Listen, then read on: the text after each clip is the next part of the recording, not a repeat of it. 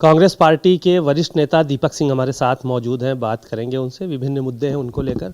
Sir, Uttar Pradesh सरकार में मंत्री हैं ओम प्रकाश राजभर, उन्होंने एक अपनी फौज तैयार कर ली है, एक सेना तैयार कर ली है, वर्दीधारी सेना। उसका नाम आरएसएस रखा है।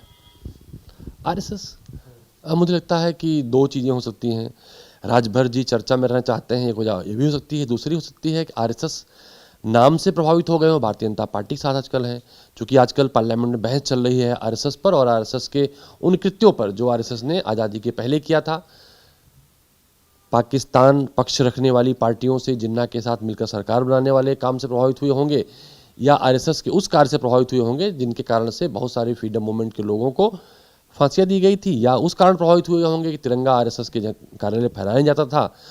जिन 3 जाबाजों ने तिरंगे फहराए थे उनको सजा दी गई, तो ये तो वही बता पाएंगे। लेकिन बेसिकली क्या है, राजभर जी जानते हैं चीज़ों को, वो चर्चा में रह जानते हैं और भारतीय जनता पार्टी की रोज़ कब्र खोदते हैं। तो मुझे लगता है कि कुछ अच्छा सोच कर ही किया होगा।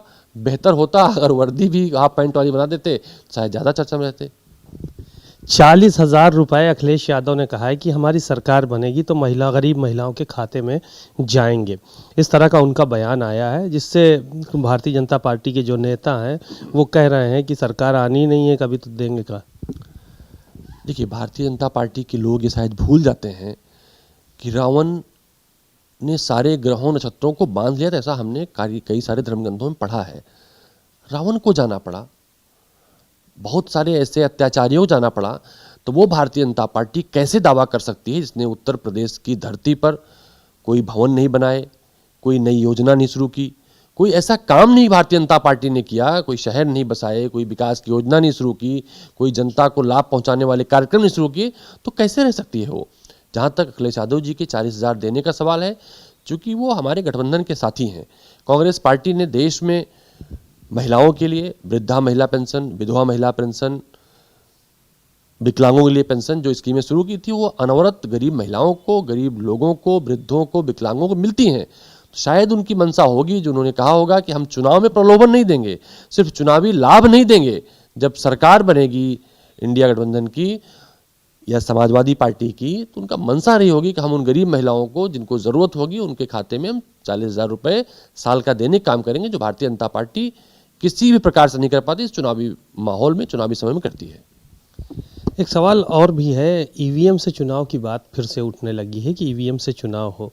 आपकी पार्टी भी बात कर रही है, अखिलेश यादव का भी बयान आया कि कभी हम चाहे पूरा चुनाव जीत जाएं यूपी का, लेकिन ईवीएम से हम कभी सहमत नहीं हो सकते। देखिए, ये हम भी मानते हैं और हम आजकल सारे प्लेटफॉर्म पे अपने पार्टी नेता भी हमारे बोलना शुरू किए हैं।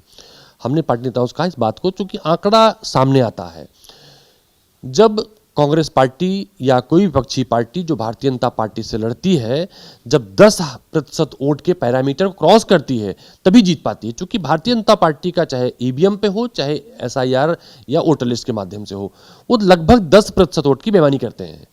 जब हम 10% से भी ज़्यादा वोट से भाजपा को हराते हैं, तभी उन राज्यों में सरकारें बन पाती हैं भारतीय जनता पार्टी को हराकर।